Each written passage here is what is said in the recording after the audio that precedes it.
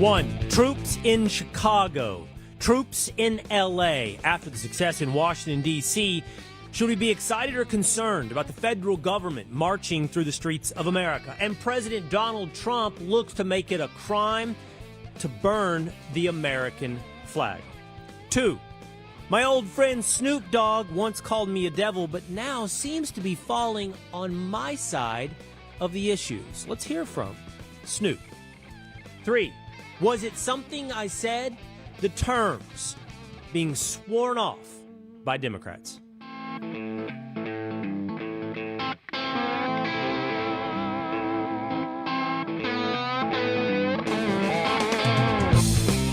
It is Will Cain Country, streaming live at the Will Cain Country YouTube channel, the Fox News Facebook page, always available by subscribing at Apple or on Spotify.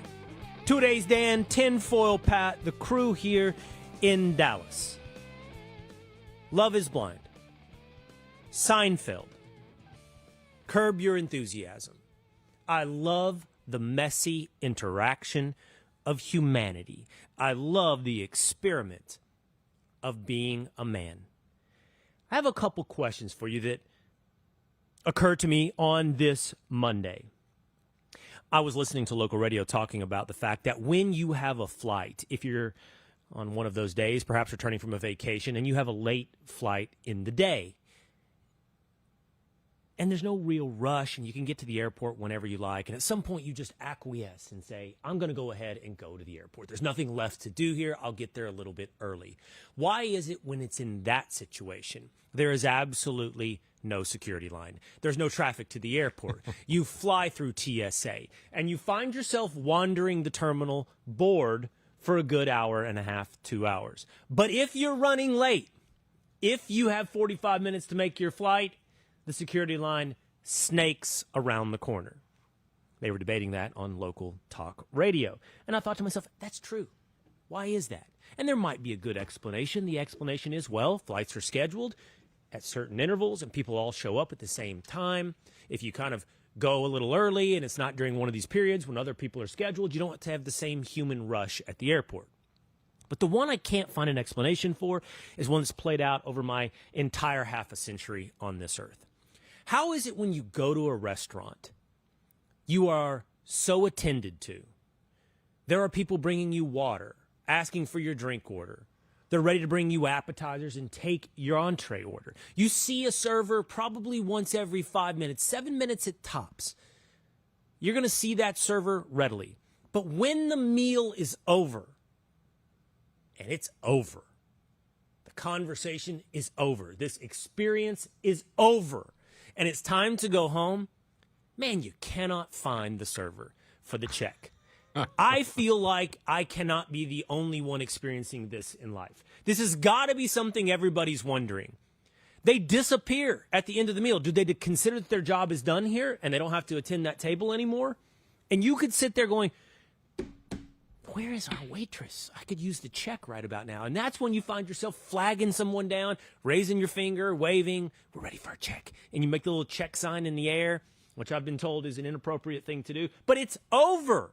And by the way, I imagine the owner's ready to turn the table. Isn't that when they should be incentivized to get you out, get a new patron in at the table? But am I wrong, 2 days? Am I wrong, Tinfoil? The longest period of time, one of the longest periods of time in life, is the period when the meal is over from that moment until you get the check. Am I wrong? No, you're absolutely right. And I think it might be by design because maybe they don't want you to leave and buy more stuff. So think about this. If they don't come, if you ask for your check and they don't bring it, maybe you're like, well, you know what? Maybe I will get dessert. Maybe I will get coffee. So you have more time to think about it. No? I don't think so.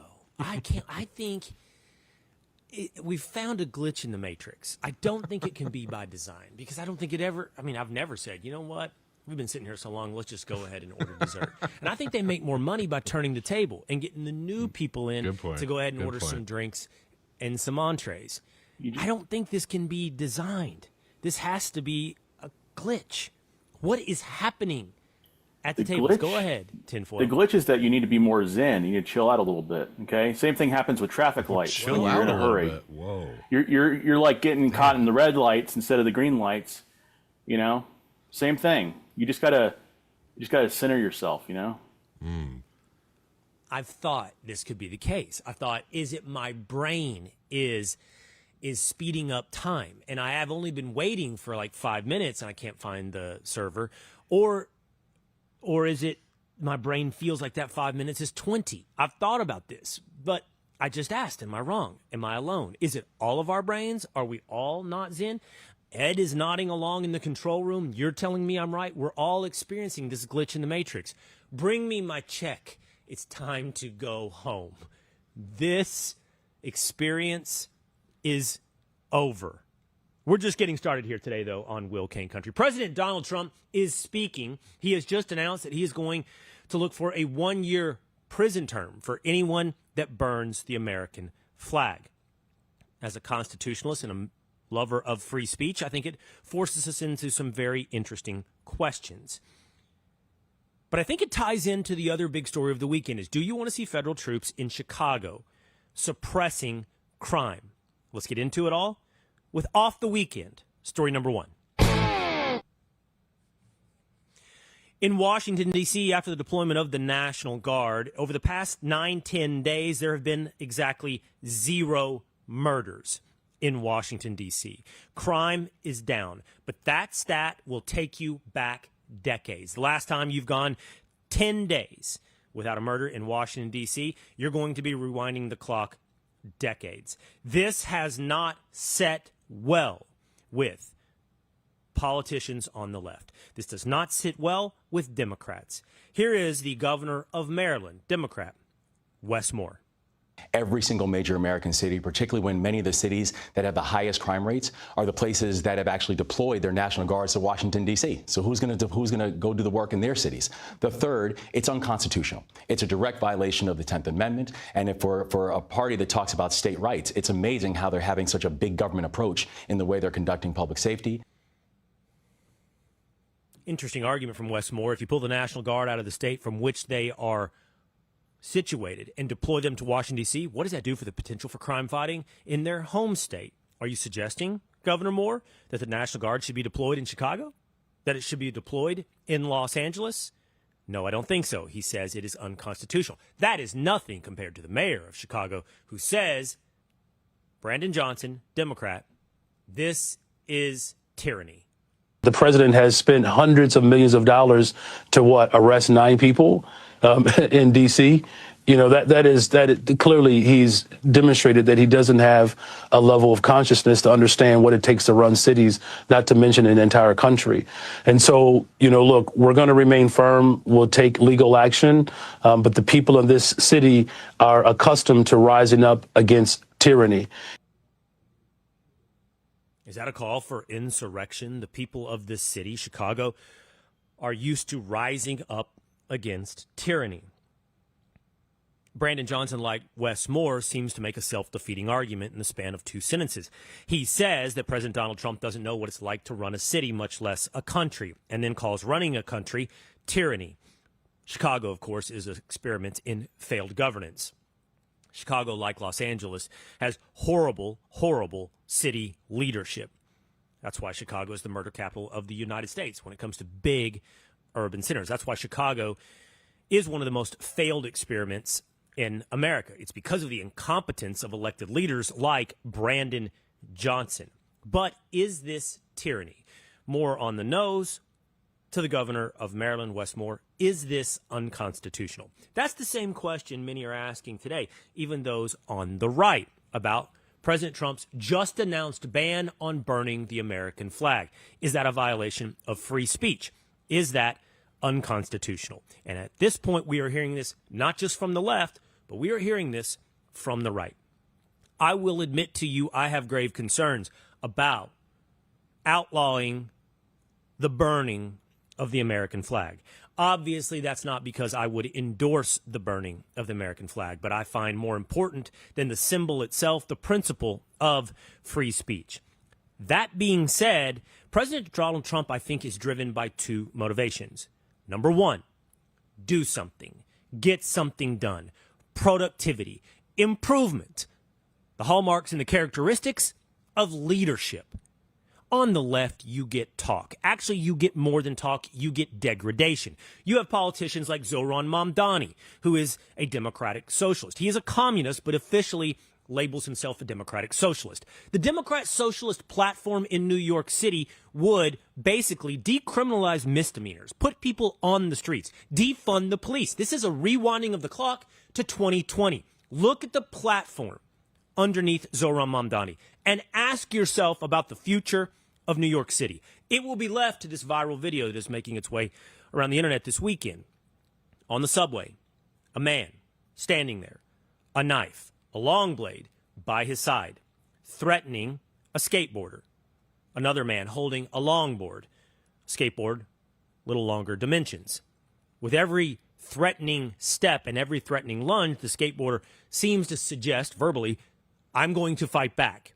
One last threatening step, and the skateboarder uses his longboard and absolutely spears the perp in the face, at which point he falls down and onto the tracks. Police quickly come and intervene. It's going to be left to vigilante justice. It'll be 1970s New York.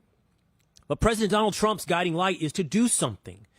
The crime rate in D.C. is better. If he does something in Chicago, is there any doubt the crime rate will be better? Carjackings, by the way, are a massive problem in Chicago. Do you have any doubt that that will be improved? Reportedly, with all of these stops and all these arrests, the other thing that's being done in D.C. is a roundup of illegal immigrants. We're talking about the enforcement of the law. We're talking about doing something. But the other guiding light is he's putting people on the wrong side of 80-20 political issues.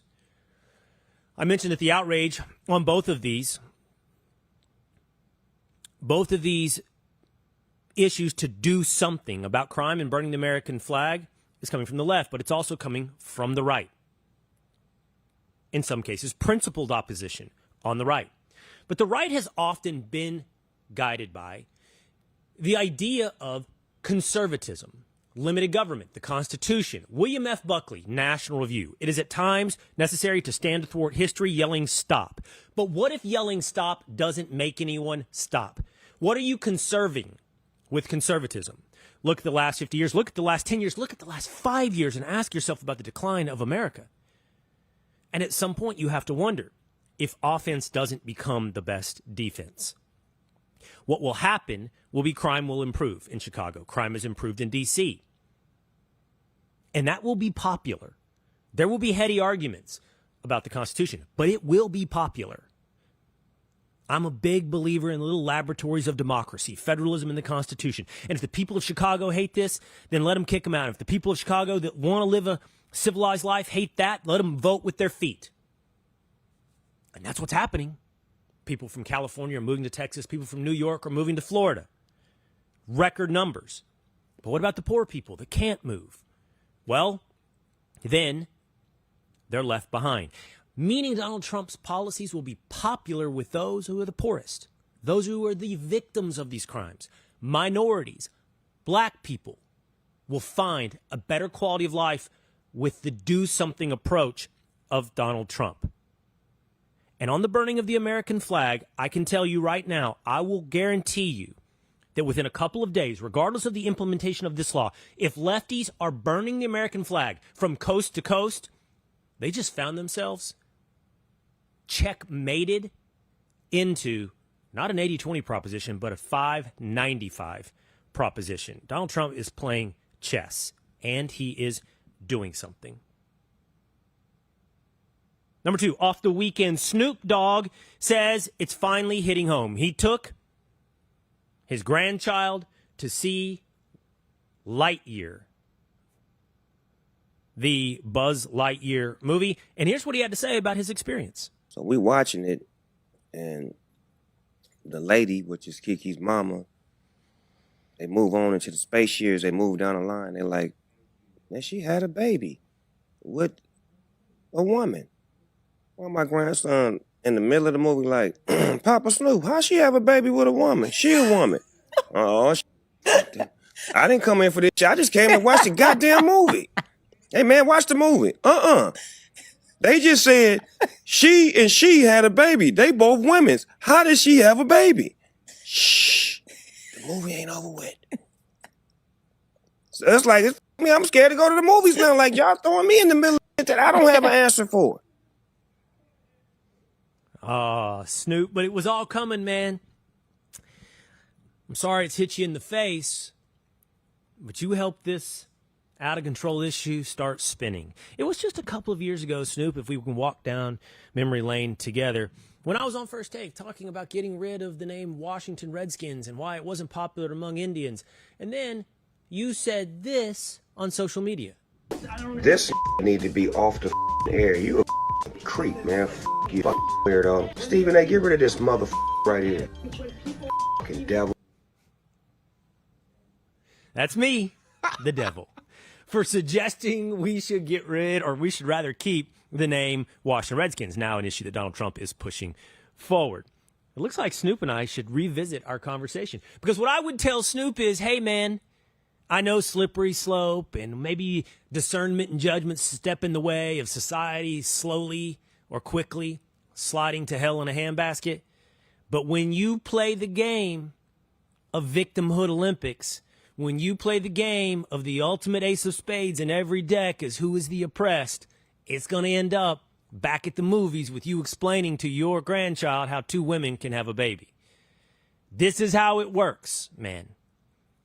Best to just go ahead and look at each issue with your thinking cap on and use some common sense. Otherwise, you wake up in the dark, a big screen in front of you, two women having a baby, watching Lightyear.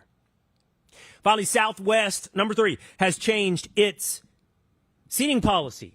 For the last couple of years, Southwest Airlines has made it so overweight passengers could do one of two things. They could buy 2 seats and then ultimately apply for a refund on the second seat they spill over into, or they can show up to the airport and request for free a second seat. Everyone has experienced this if you've flown. Southwest apparently is the airline of choice for the obese because they get these seat privileges, but no more. Now Southwest is saying you won't get the refund. You buy the second seat, you don't get the refund. It's like real estate. You bought it. You have to buy it. Otherwise, stay on your property. Now, I will admit, as many people have suggested on behind the scenes at this show, Connor apparently is 6'3". Two-a-days is like 6'2". Tinfoil Pat is a self-proclaimed 6'8". I'm 6'2". It's tough. It's tough to fit, not just width-wise, but lengthwise into an airplane seat. Knees hurting, pressing up against the seat. Think I feel so bad for my 6'5", 17-year-old. Oh, that's brutal. I ain't buying that boy a first-class seat. That's brutal. I'm not buying it. He's coach until he buys his own tickets. But I look over at him sometimes on the plane, man, and I am feeling for him. The seat in front of us is like a box of pencils. Yeah, it's stacked into, a tiny little box. That's tough. And the 14-year-old is 6'2", so he's on his way to future misery as well. But there's nothing you can do about how tall you are. There's got to be some ownership of your width. There's got to be some ownership of how much space you're taking up in the seat. And God forbid, do you ever feel sorry for someone more than the person that gets that middle seat next to someone who can't stay in their own seat? Like, you bought your seat. Why are you only getting 2/3 of your seat? That's not cool, man. Do you mind if we leave the armchair up? Yes, I do. I do mind. Can you please put that's like your gate, right? That's like the gate at your property line. Please stay. Put the gate down. Yeah. This side of the gate is what I bought. You stay on your side of the gate. But I do feel bad for them, too, because they're very self-conscious. And, yeah, I do feel bad for them. They're very self-conscious usually. They're usually embarrassed, and I get it. I'm sorry. But it is what it is. Like, if you take up that much space, you got to pay for that much space. And that's the new policy of Southwest. Was it something I said? The left has suggested they should retire something like 40 words and terms we're going to talk about with TikTok superstar, absolute superstar, Jeffrey Mead, coming up on Will Cain Country.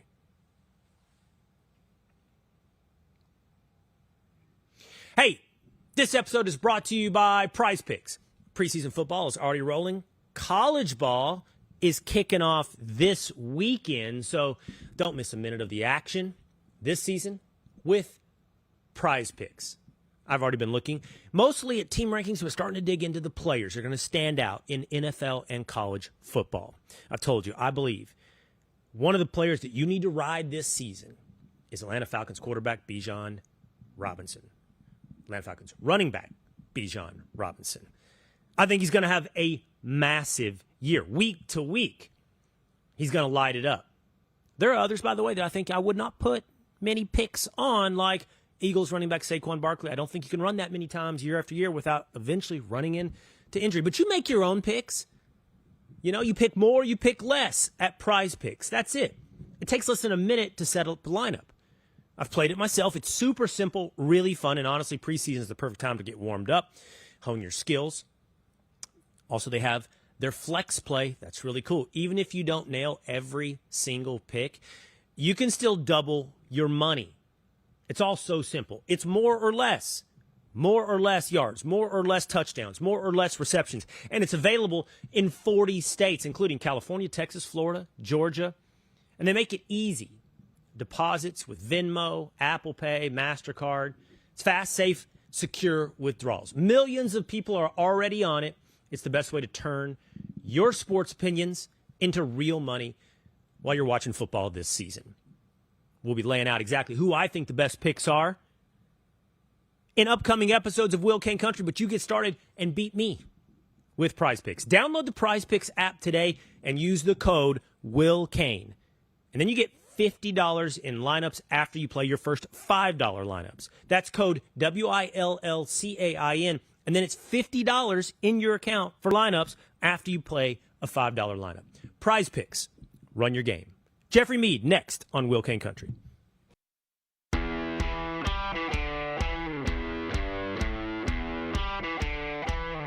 Will Cain Country on YouTube. The Willisha. Michael Knight says, that's exactly right. It takes longer to pay than to eat.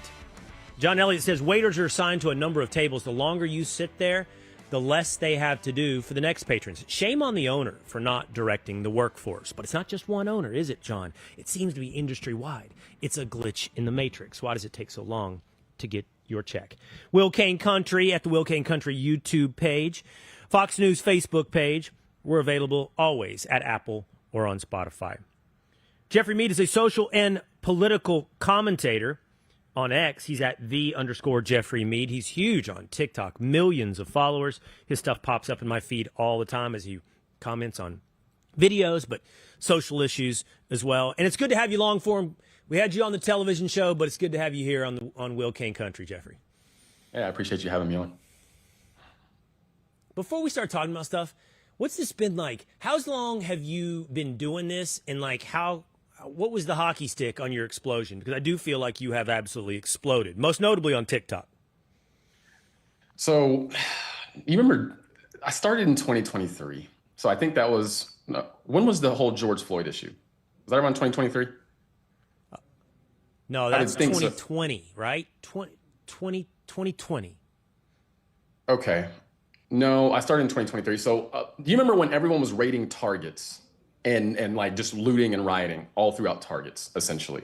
Yes. So they were looting and rioting. Yes. I started posting consistently in 2023, and I essentially looked at it and I said, I'm tired of seeing this because I continuously see Black Americans complain about, the system not working in their favor or not having opportunities, but then consistently doing things to destroy those opportunities that are in those areas. So I was like, I'm either going to do something about it or I'm just going to complain about it. So I started to do something about it, and I started making content in 2023. And probably by the end of that year, I was probably 800,000 somewhere on TikTok. So I would say that's kind of when I started blowing up.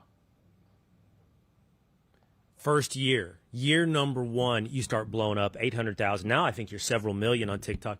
Why? What do you think you're saying, and why is it resonating with people? And I would assume, by the way, because of the platforms where it is exploding, let's just say it's most likely younger people. Why is it working?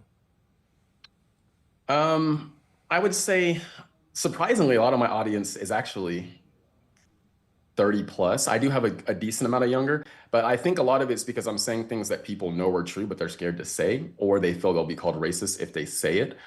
So a lot of uncomfortable truths I'm talking about unapologetically, and I think people appreciate that. Yeah, I think that's right. I also think you're really good at how you lay it out and your demeanor and how you speak. You're black, so you're pretty insulated from being called a racist. I imagine that doesn't insulate you, and I asked you about this on television, though, of some other slurs that get thrown your way. When you have the opinions that you have, here comes Uncle Tom. Yeah. Yeah. And, you know, after a while, you get used to it. At first, it kind of irritated me. But then after a while, you get used to it. And most people don't even know that Uncle Tom was actually a hero in the story. But that's a whole other topic. So, you know, you get used to that, and they do that because they really don't have anything to counter what you're saying, right? Because like rather than engaging with me about the argument and proving me wrong, they just want to call me names or try to make fun of me. So at that point, I'm like, yeah, you're not worth my time, or I know I'm winning, essentially. It is always it's a tough one, though. I mean, I don't know if it ever does bother you anymore, but it's like you're not real and you don't belong. And it's kind of always easy to take an arrow from what feels like the other side of the battle lines. It's tough to take a knife to the back. And it feels, I'm sure to some extent, it feels like that when it's like, hey, you're not really black. Yeah, I mean, because they essentially, what does it mean to be black in their definition? Does it mean to not speak proper? Does it mean to be articulate with what you're saying? Does it mean to actually know what you're talking about? Does it mean to be a Democrat? Because like when they say, you know, you're not black, what are you saying? Right? I speak differently from you. I think differently from you. So I have to speak the same as you. I have to think the exact same as you. And I have to vote the same way as you. And that's what makes me black. No. Right? So another thing, it's almost like they don't know what they're doing in many cases. I think Black Americans consistently vote against their own interest, but they're unaware of it because they're manipulated by race. I've said this a while back, and I would say it's almost like the majority of Black Americans are operating on outdated software. America's not a racist country anymore, right? But many of us still operate as if it is, and our software that's operating on our mind has not caught up to where reality really is today. Right. So we're still talking about outdated issues, making things that aren't issues into issues. And that time that we're spending focusing on that is actually holding us back from doing things that are more productive and getting us closer to where we say we want to be, if that makes sense. It does make sense. And I think it's right. I also think it's really intoxicating for a couple of reasons. Regardless of race or gender, the human condition is attracted to the idea of being a victim. Now, why would someone be attracted to being a victim? Because, you know, it's not an honorable place to be. A lot of men are raised, don't be a victim. Regardless of the situation, don't be a victim. But it still is an intoxicant. It's an allure because it absolves you, right, of your own responsibility for your conditions or place or choices in life. And everyone wants to basically have that moment from Good Will Hunting where somebody hugs us and tells us it's not our fault. But it is incredibly intoxicating to be the victim. Compounded by the fact that I agree with you, America is not a racist country, but there are racist people. And so you will get anecdotal validation for that if you walk through life. You don't have to be seeking it to experience it, but if you look for it, you certainly will experience it validating your victimhood. Sure. Absolutely. And I think many Black Americans walk, and I've said this before, they walk through life with their racial glasses on. They view everything through a racial lens, when in reality, you don't have to view it that way. So like, you know, I do multiple things outside of content, and I interact with a fair amount of white people. And I've done sales quite a bit. And, you know, you don't close every sale, right? So then if you're primarily interacting with white people and you're viewing everything through a racial lens, one thing you might take away is, hey, I'm not closing these deals because these white people are racist, right? But the reality is you might not be saying what you need to say or conveying the information that you need to convey to get them to feel comfortable buying what you're selling. So if you have that mentality of, hey, I'm going to continue to blame things on racism, you actually hold yourself back because you're not identifying where you're lacking and the mistakes that you're making that are holding you back from hitting your goals. That's a great analogy, and you can apply that society-wide. That's an individual internalization of your focus. Where am I focused? Not on improvement, but on victimization. And I think you're exactly right. It's an analogy for something that could be applied society-wide. And then I wanted to start with you on this story. There is Lieutenant Governor of Virginia, Winsome Sears. She's black. She is a military veteran. She is running, I believe, right now for governor, and this sign, Jeffrey, was held up at a recent rally for her, and this person who is, by all accounts and looks, an elderly white woman. I say elderly because her hair is white. We can only see her from behind. Her sign says, "Hey, Winsome, if trans can't share your bathroom, then blacks can't share my water fountain." If you're watching on YouTube or Facebook, you can see the sign that I'm describing. I mean, I'm pretty callous on the... Jeffrey, I'm pretty ready for and callous to the hypocrisies and the underlying racism of the left and these types of things. And I can even wrap my mind around wordplay or trying to be cute with an analogy. Whoa, lady. Whoa, with this Whoa, sign. that's right. Yeah, I mean, essentially it seems like she's trying to bring, the Democratic Party back to their roots. That's kind of what I saw when I thought about it. But it's funny. What I find interesting about it is she said, "my water fountain," as if it's her water fountain, white people's water fountain. And she's just allowing us colored people to have access as long as we do what she wants. Right. So I just found that. And the fact that she held it up with American flags next to it, like, yeah, I'm doing, like, did you really look at this and think this was okay? Like, you thought this was it. Like, you thought this was a good idea. Somebody didn't stop her at home.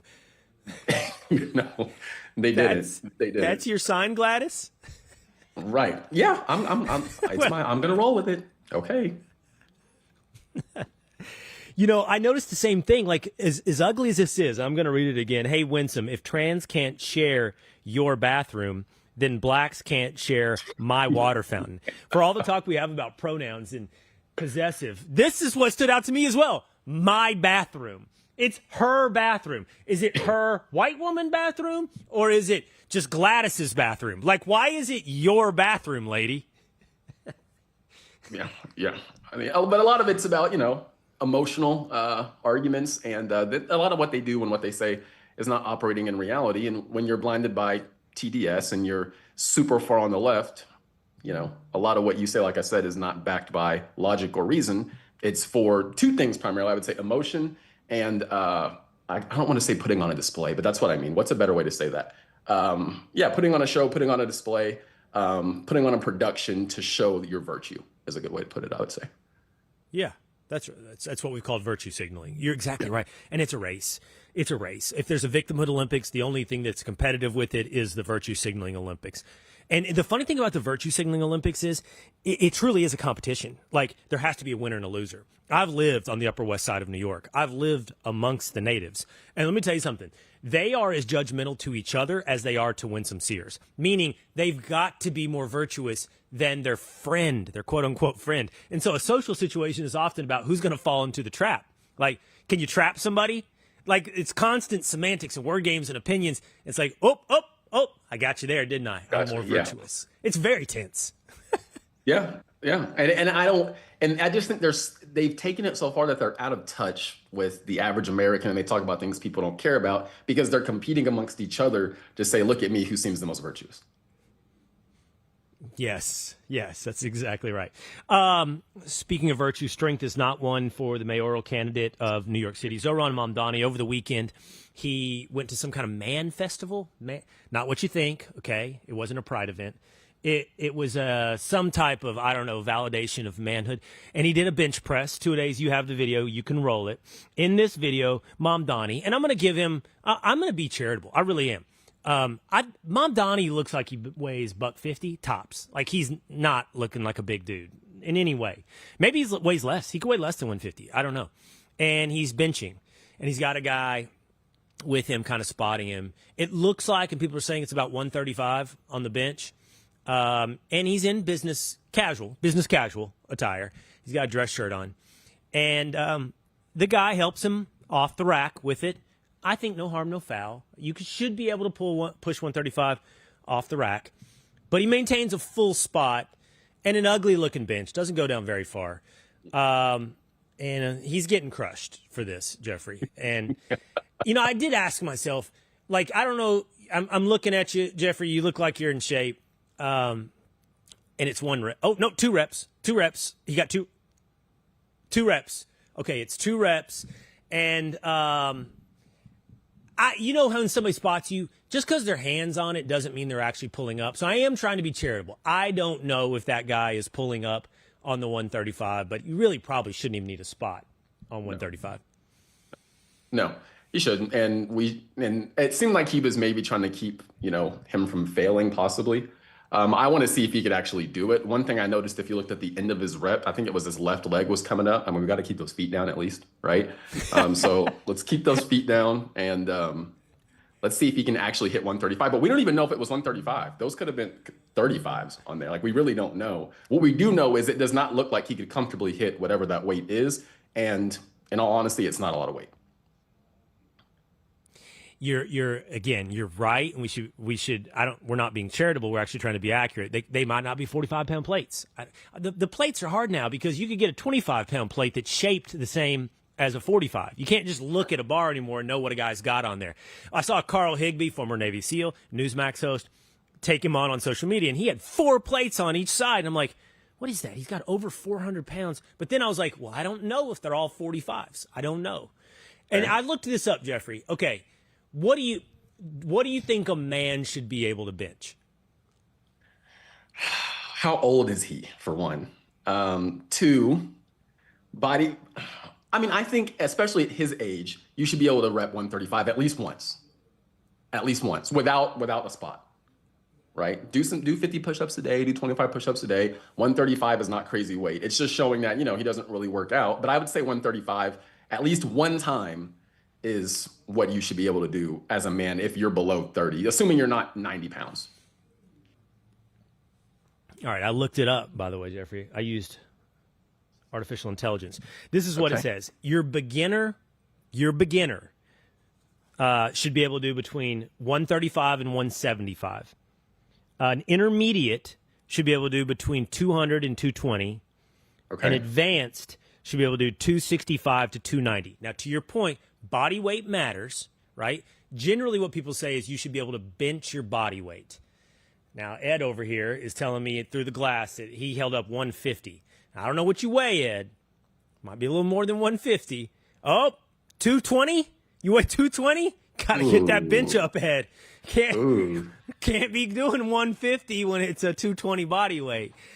I think you gotta be able to do body weight. I think that's fair. Real quick, Jeffrey, let me do this. 2-a-days. What are you pushing the scales at 2-a-days? Like, are you 200? What are we looking at, Twos? How much I weigh or how much I'm bench pressing? One at a time. How much you weigh? About 235. About 235. 6'3", 235.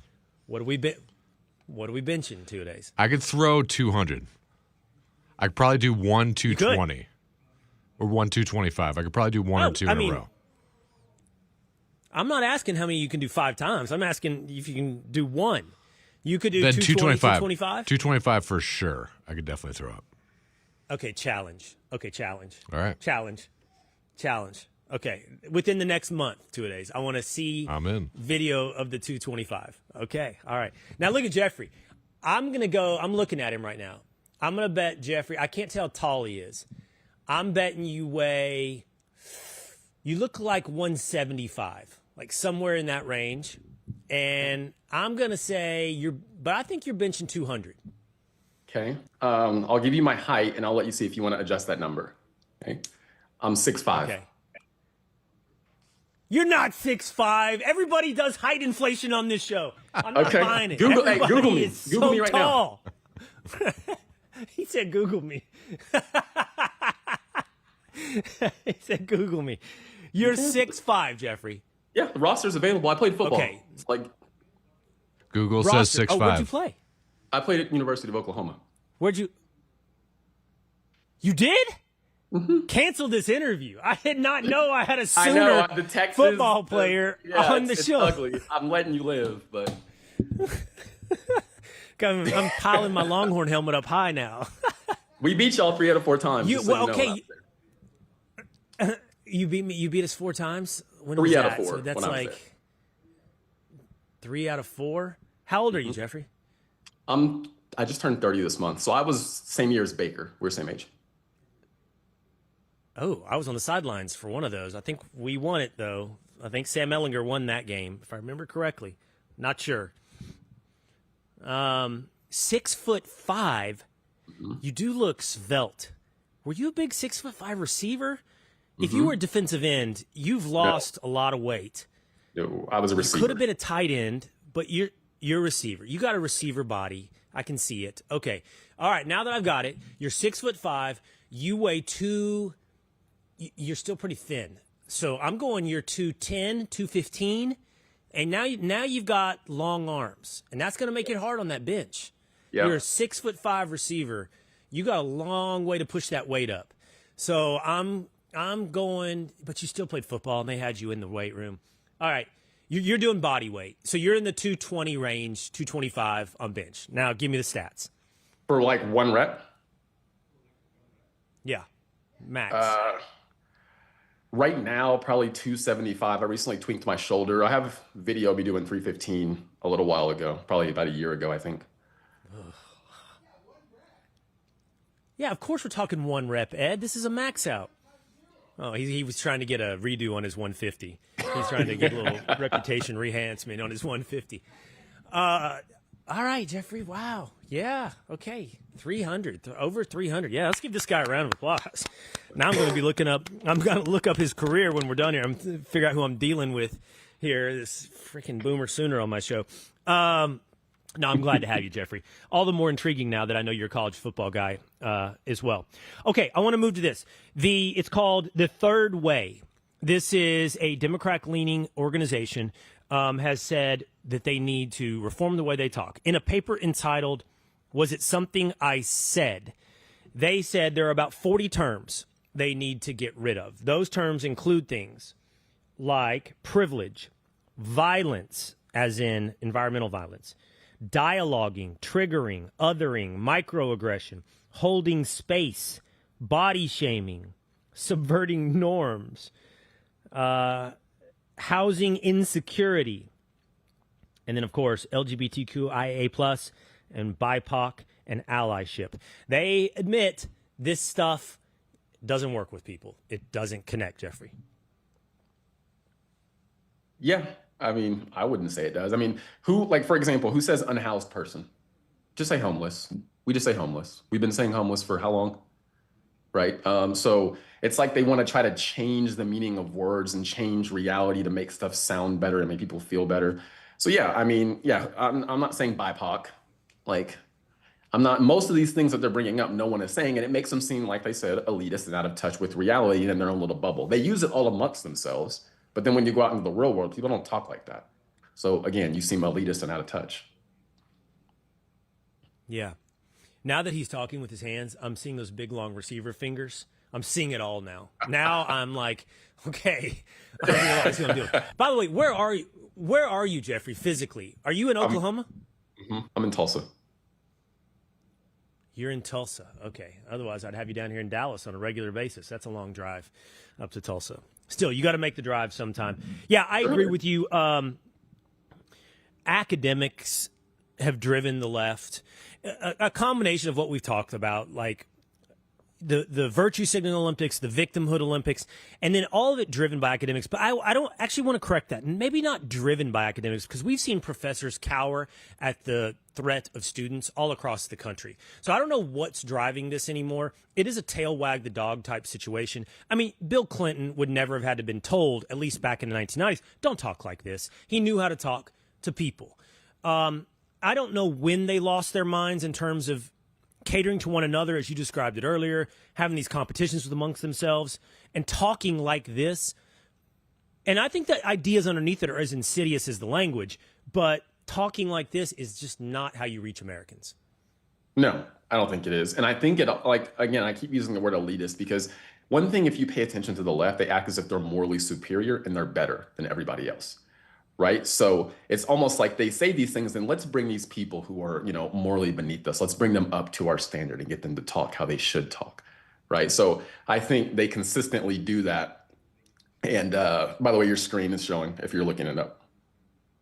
Oh, look at this. Can you see it? I'm Googling Jeffrey Mead OU stats while you're talking. I don't care. I didn't get it off. I don't care if I didn't get it off my He's screen, like, but I don't let's see care. this guy's line. Did he play? I'm just looking up while he's talking. I'm a little blown away by here he is, the social media star, social commentator, and now I'm sitting here dealing with a guy that brought me pain 3 out of 4 years. Why they got your passing stats? I don't want your passing stats, rushing and receiving. Here we go. 10 for 150 and 3 touchdowns in 2016. Yeah, I see it. Okay. All right. I can put it back up on the screen if you want, Jeffrey. I have no problem. No, it's good. It's good. I'm aware of it. But, You're good. You're good. But yeah, I just think like we. No, I'm not talking trash. I'm impressed. Trust me. I'm impressed. You played receiver at Oklahoma. I scored 1 goal for Pepperdine water polo. Trust me. I don't have anything to say about anyone's collegiate stats. No, I didn't think you were talking. No, man, trash. this is good.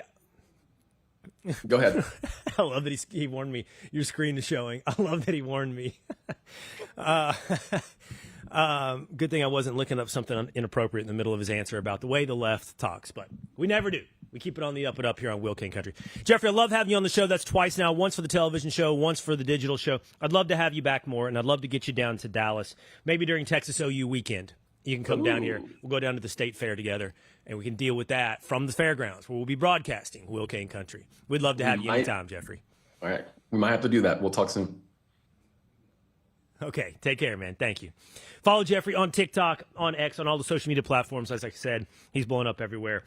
Really fascinating social commentary. And it turns out he's a Boomer Sooner.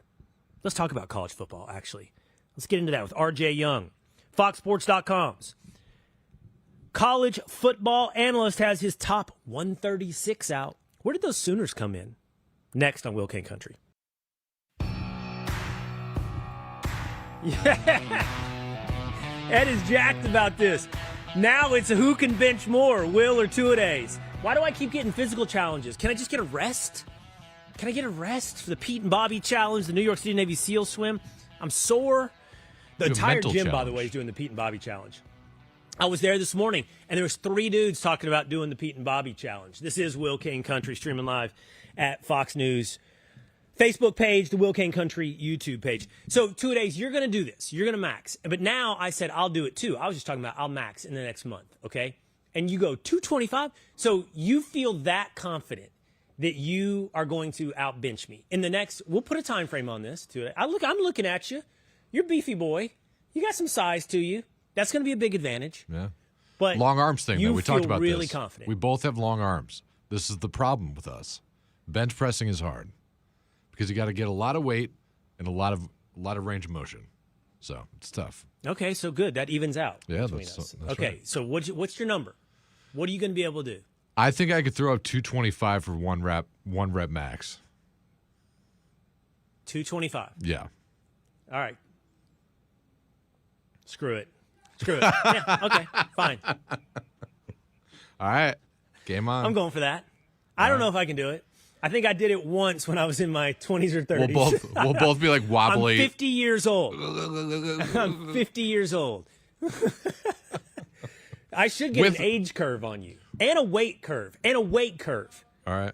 If we both need spotters, by the way. Mike. He's over here just heckling me.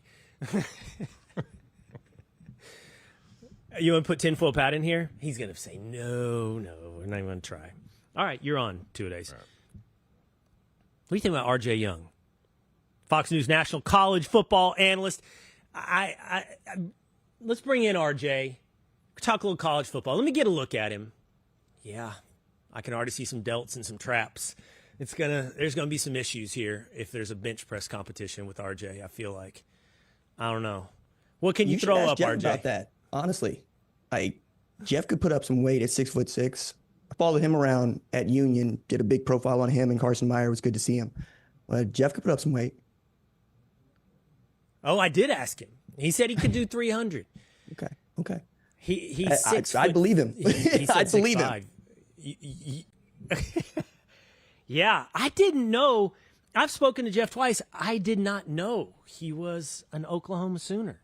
I did not know that. Big old 6'5" receiver. It simply does not Yeah. strike me as odd that he would not tell anybody. He would not lead with that. I mean, you've seen how Jeff gets down. You're going to learn it for yourself, and he's going to go, yeah, I know it. Thanks. That's just who he is. Very cool Yeah, dude. he's super understated. So you said you followed him around at Union. Was that his high school? Where was his high school? In was. Tulsa?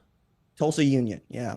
And it was a big deal at the time that Jeff and a fullback named Carson Meyer committed to Oklahoma, and I followed them around for a big in-depth feature. What prompted you to follow them around in particular? I mean, there's I don't know if Jeff was a 5-star, 4-star. I mean, there's hundreds of these guys every year. What caught your attention about Jeffrey Mead at that time? I don't remember exactly what his ranking was, but 6'6", coming out of Tulsa Union at a time when Kirk Frederick was just making dudes that were on an assembly line that were either going to Oklahoma or Oklahoma State, even down to Texas a couple of times. What struck me about him is he was going to go pro in football if that was there for him, but he was going to be successful is the vibe you get from him at 17 years old. So I got to talk with his mom. I got to talk with his dad, went to school with him, stayed in class with him, talked to his teachers, talked to Coach Frederick, and really tried to get underneath why you were going to Oklahoma as opposed to, say, Washington State, which was coming after him pretty hard. Mike Leach was still there, wide receiver, could turn him into the next Michael Crabtree. And I just want to go home. I just want to go straight to Oklahoma. I know who I want to be. I know how I'm going to do it. And even then, his mom would tell me about, hey, he's already putting together LLCs. He's already using LegalZoom to do this and do that. And you see how charismatic he is. She had no doubts that not only would he figure it out, once he decided what he was going to do, he was going to excel at that. Yeah. And I was always really taken aback at how he treated other people. That was cool. So that is the reason I wanted to follow him around. That's a really interesting story. Yeah, he's a serious dude. You can tell that. I mean, thoughtful, serious, contemplative dude. That now that you say that stuff about setting up LLCs at 17, just, I don't know, doesn't surprise me. All right, RJ Harvey, though, foxsport.com, National College Football Analyst, is here with us on Will Kane Country. We had RJ with us a year ago. We should pick up right there with what we're talking about. We should pick up with Oklahoma and your invocation of Washington State. So you put out your top 136. People can check this out. It's out there right now. And I think one of the first things everybody's noticing about your 136 is how high you have Oklahoma based upon their Washington State quarterback, at least in part, John Mateer. Running back Jalen Ott from Cal as well. But you're bigger on OU than most people seem to be this season.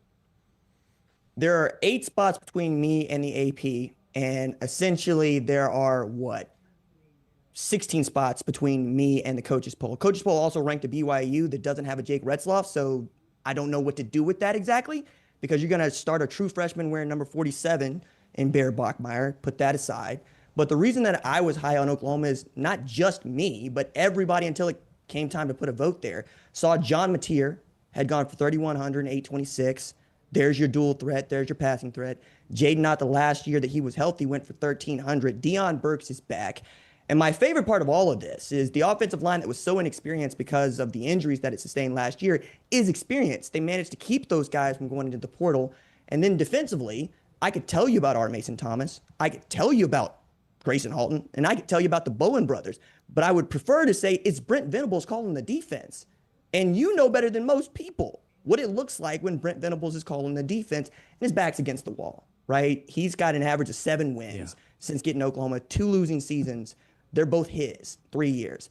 I think this is a year in which if John Mateer and Jaden Ott play their potential, it's a playoff team. I know this because the last time that Oklahoma had a 3,000-yard passer and a 1,000-yard rusher on the same team, that's exactly what they did. They won a conference championship. They played in the college football playoff. They got absolutely destroyed by Alabama and Quinnen Williams, but it feels like it's in the offing, and they'll earn it, right? You look at that schedule, it's tough, but I went with what we know and not what we think is going to happen, but what we know from the past, and then I ranked them accordingly, and I think that's at number 10.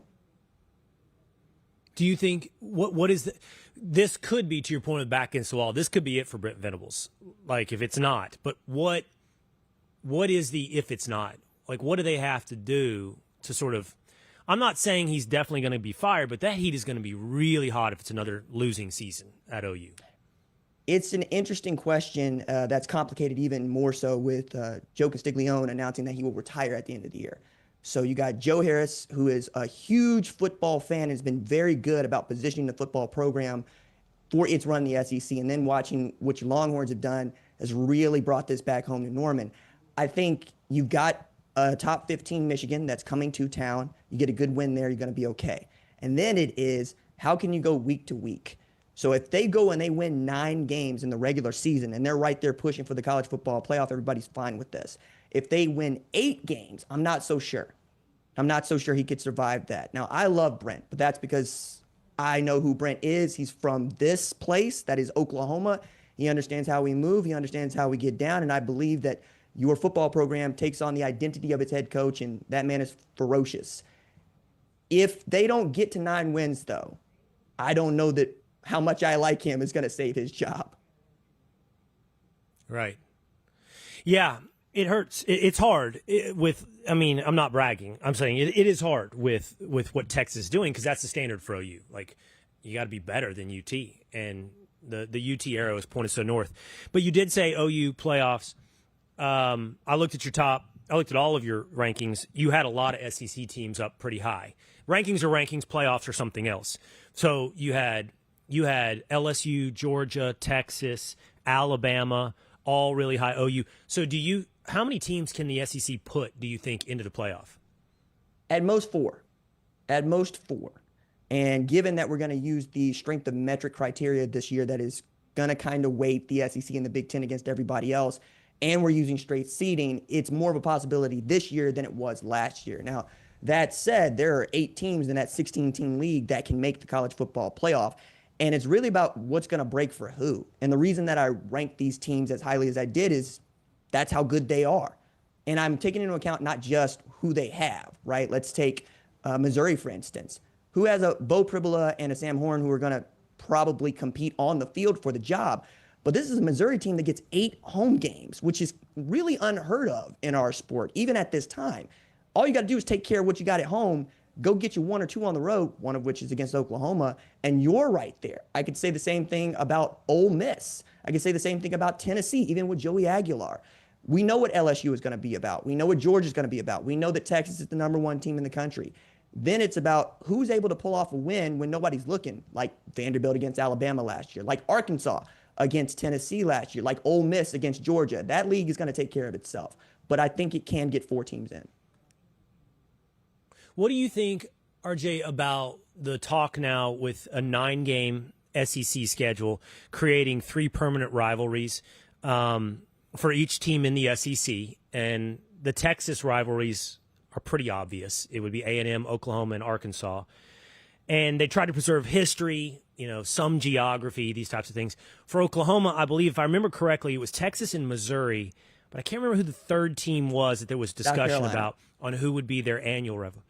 Was it South Carolina? Really? Mm-hmm. That's not a rivalry. I thought I saw A&M for OU as well. But South Carolina, that's not a rivalry for you guys. What do you like? Do you like this whole, we're going to have 3 annual rivalries?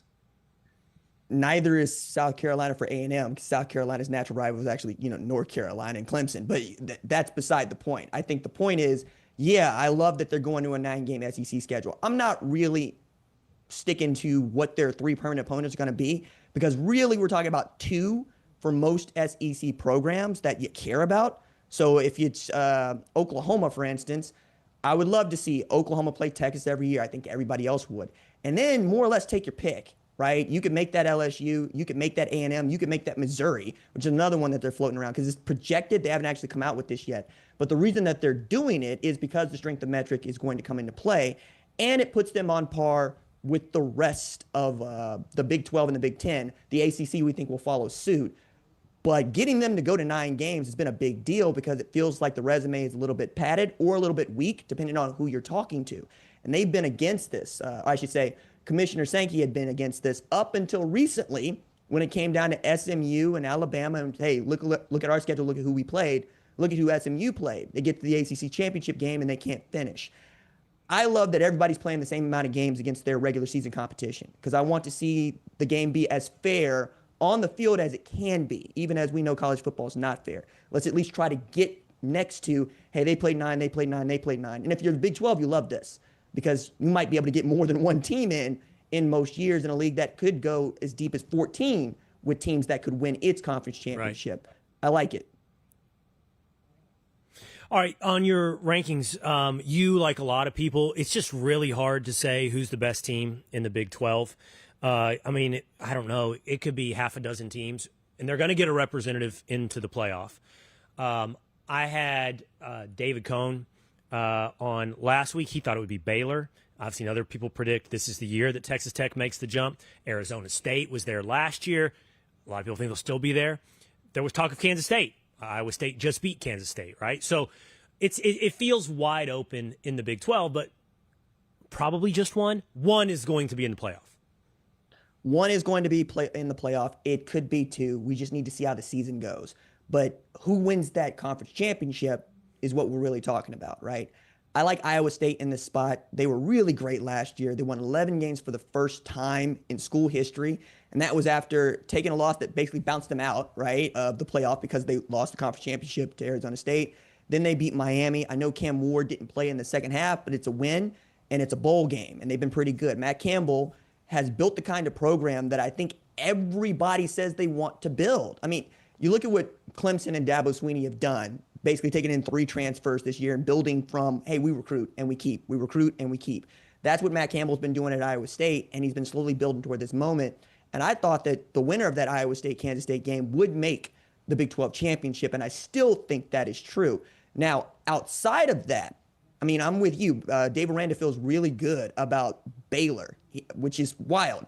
Texas Tech hasn't won 9 games since 2009. I need y'all to win 9 before you can play in the conference championship. And you spend a lot of money to get there. We'll see how close you get. Kansas is going to be a comer because they feel like they got back the guy in Jalen Daniels that can make them go. The guy that he was in the second half of last year's season, not the guy he was in the first half of last season. We don't know what Colorado's going to be, but we think they can be good. Texas Christian still has Josh Hoover. You can keep going down the list here. There's only a couple of teams I don't feel good about playing in that Big 12 championship, and it's the teams with the 2 new head coaches, Rich Rodriguez at West Virginia and Scott Frost at Central Florida. Outside of them, you could talk me into anybody. Yeah, wide open. Okay, let's go back to your rankings, top 10. As I look at it, we're in the top 10, so the variance can only be so much. But the 3 teams with the biggest variance, I would say, that stick out to me between you and the AP poll are Penn State, Oregon, Clemson. You have Oregon, 4 spots higher than the AP has them. You have them at number 3. The AP loves Penn State. They come in at number 2. You've got them down at 7. And then you've got Clemson at 6. AP has them at 4. I've seen other, by the way, that think Clemson is a national title level. Texas, Ohio State, they should be up there in that group. Let's just talk about each of those really quickly. It is hard for me, and I'm pulling for Clemson. I've said this several times. My nephew plays for Clemson, so outside of Texas, I'll be rooting for Clemson. It is kind of hard to find holes on their roster. They've got it almost everywhere. Everywhere. And I'm looking at some very important statistics for them. Can they keep people under 31 points? Because if they do, they're going to be great, right? If they can score 31 points, they're going to be great. We know what Cade Klubnik is. We know that they're going to have great wide receiver play. The thing that makes Clemson scary each and every year we talk about them winning the national championship is the defense, right? It's TJ Parker. It's Woody Woodaz. Oh my goodness. I keep going down a list on this before I get to Peter Woods, who's probably going to go in the top 10 Woods, of the NFL right. draft. Right. Yeah, you can go right. everywhere and find guys. And that's what he's done really, really well. There aren't any holes on that offense or that defense. And that is incredibly difficult to accomplish, even in this age of the portal. I see them winning the ACC championship, but for Clemson, it's about getting to the playoff. Because once they get into the tournament, we know what kind of football team Dabo Swinney prepares. And I think that's why you're seeing more people say, yeah, they'll win the national championship. Heck, he said we could be the first team to go 16-0. He feels that good about it. And if Cade Klubnik plays to his ability, we're talking about his stats last year being comparable to Baker Mayfield's in 2017. One guy won the Heisman Trophy. One guy willed his team into the ACC title game and then willed them into the playoff. And I thought, if the rush game doesn't go to crap against Texas, maybe that's a better football game for Clemson. But that's actually, and those are my 2 favorite teams, but it did not feel that close. It felt like there was a talent gap between those 2 teams in the playoff last year, Texas and Clemson. And that's going to be the question for Clemson. They do look stacked at every position, but are you Georgia, Ohio State, Texas stacked? Are you that kind of talent level stacked? And on the defensive line, to your point, I think the answer is yes, by the way. I think the answer is yes for sure. We'll see about Cade Klubnik. We'll see about the skill guys. They've got the names and the recruiting ability, but we will see about those guys. Okay, Oregon and Penn State. Those are the flips. AP really likes Penn State. You got them down at number 7, and they've got Oregon at 7. You got them up at 3. So basically, you've got those two almost flipped. Yes, I like Oregon's schedule. It's pillowy soft. It's going to be great for them to learn with Dante Moore. They got a big game against Penn State. Outside of that, Indiana's got to come to them. And then I would argue that their toughest game after those two is flying to Piscataway to play Rutgers in a different time zone, 3 time zones away, if I'm correct there. I also think that it's important to point out they're 25-3 over the last 2 years, and those 2 years have been with Will Stein, who's had 2 different starting quarterbacks. He took over with Bo Nix, and that was another great year. Brings in Dylan Gabriel, and that was a great year. We know Dante Moore has the ability. It's how quickly he gets acclimated. I realize they lose Evan Stewart for an unknown amount of time, but they got the number 1 wide receiver prospect in the country in DeCorian Moore. And the best player not at Ohio State in the Big Ten is playing safety for them.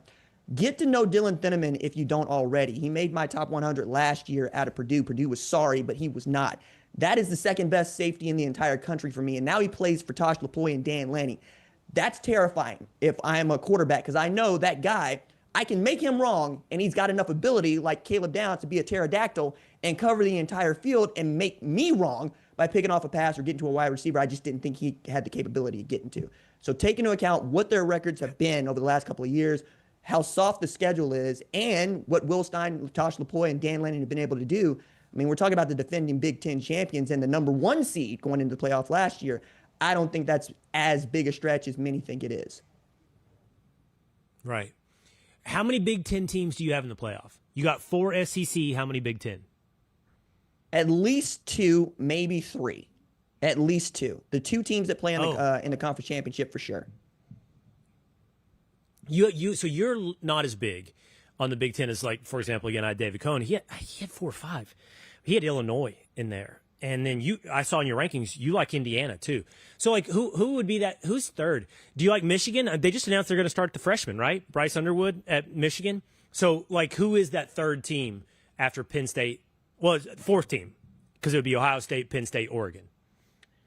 It would probably have to come down to what that Indiana-Illinois game looks like, right? Who's undefeated if they are when they play each other. That's going to be pivotal. I like Illinois because they got so much coming back. I like teams that got a lot of returning production, have been able to keep their staffs intact, and have a quarterback that we know and can trust. Luke Altmaier is not the playmaker that some of these men have been in the past, but he's good enough to get you to the playoff. With Indiana, we're betting on Kurt Cignetti now. He can flip the roster. He can win 11 games at Indiana. He can make the playoff. Things that, by the way, Lincoln Riley hasn't done at USC. We're still waiting on other programs to catch up. Wisconsin be another. Iowa to be another. I think that we're betting on what he thinks he has in Fernando Mendoza and how he's been able to put together a program.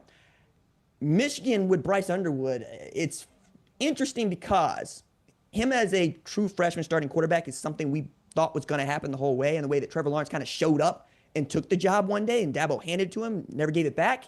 This is a guy who was brought in because Michigan played the game without a quarterback last year.